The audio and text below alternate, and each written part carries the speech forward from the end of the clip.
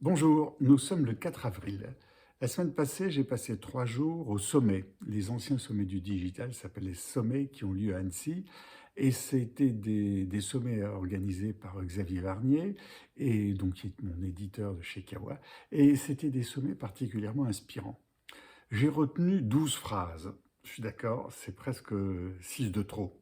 Alors ayez la patience d'aller jusqu'au bout, parce que ça va jusqu'à la 12e. J'espère pouvoir vous transmettre cette passion d'idées, la richesse de ces idées que j'ai découvert dans ce sommet. J'ai noté ces 12 phrases. La première phrase, c'est Inès Leonarduzzi qui l'a suggérée, c'est est-ce que sur un site internet, on ne pourrait pas avoir le bouton j'achète immédiatement, ou bien, ou et à côté, le bouton j'achète ce soir ou demain, le bouton j'achète dans un mois, ou le bouton j'achète, non, j'emprunte à un ami. J'emprunte à un ami. Est-ce que j'ai vraiment besoin d'acheter le produit? C'est-à-dire, plutôt que d'acheter en un clic, je me donne le temps de la réflexion. Idée très intéressante. Une deuxième idée qui m'a été transmise, et j'ai trouvé particulièrement riche, c'est l'appartement ou la maison devrait fonctionner comme un hôtel. En sortant, on sort la carte et tout s'éteint. Alors, tout s'éteint, bien sûr. On n'aura pas arrêté le réfrigérateur, le congélateur et des appareils qui sont nécessaires au contrôle de la maison, peut-être. Mais tout le monde sait qu'on a énormément d'appareils qui devraient être débranchés, des chargeurs, la box, etc., qui devraient être débranchés. Imaginons que l'on ait cela. Dans cette période de frugalité, on voit qu'on pourrait économiser peut-être 10% d'énergie. 10%. C'est beaucoup. Une idée qui me semble intéressante. Une phrase dite par Philippe Gabier, on vit en mode compost. C'est-à-dire qu'on fait à partir des échecs. Ça, c'est formidable, parce que l'échec est quelque chose d'essentiel dans la vie, non pas d'avoir des échecs, mais de reconnaître que l'on a des échecs. Donc, vivre en mode compost. Quatrième phrase, remplacer le mot environnement, le mot écologie. Le mot écologie me gêne parce qu'il a une connotation politique qui est nuisible. Le mot environnement est un petit peu partiel. Par le mot, remplacer ces mots-là par le vivant. Ça change tout. Ça change tout. Remplacer le mot temps par le vivant. Le mot environnement, écologie, par le vivant. Tu me fais perdre mon temps, tu me fais perdre ma vie. L'écologie, c'est le vivant. Intéressant. Là, c'était Flore Vasseur, je crois, qui a dit qu'elle avait un enfant de 7 ans qui lui a dit « Pourquoi la planète va mourir? Et moi, je vais mourir ?» 7 ans pour poser cette question. Et Flore Vasseur a développé le film Bigger Than Us suite à cette interrogation. C'est vraiment riche. Aujourd'hui, sixième phrase, aujourd'hui l'entrepreneuriat est une réponse au leadership. Si on ne peut pas être leader dans son entreprise, est-ce que l'on ne veut pas être leader pour soi-même, c'est-à-dire en créant sa propre entreprise?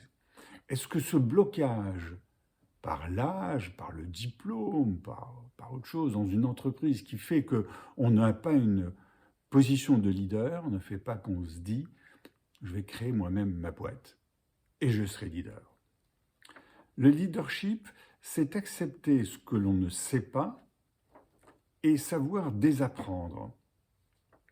Alors j'ai trouvé ça très intéressant, savoir désapprendre dans ma méthode de prospective que je développe sur mon livre « Méthode et pratiques de prospective par les signaux faibles ». J'ai le deuxième chapitre qui est justement désapprendre, déprendre, remettre tout à plat, se faire comme un avocat qui met tout à plat et le procureur qui prend les mêmes éléments et qui le traduit d'une manière différente. Savoir désapprendre.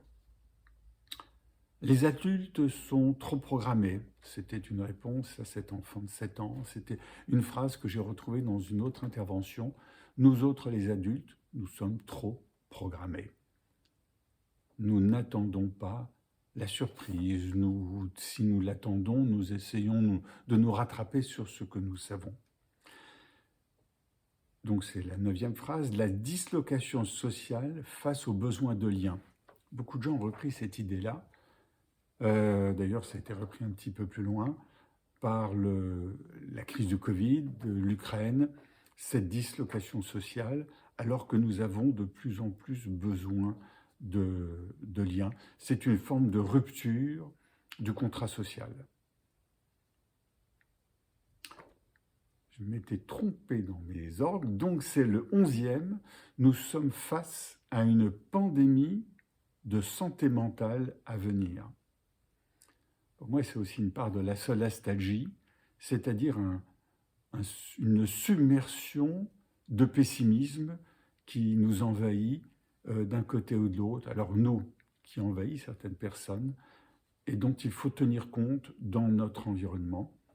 Comment gérer l'incertitude?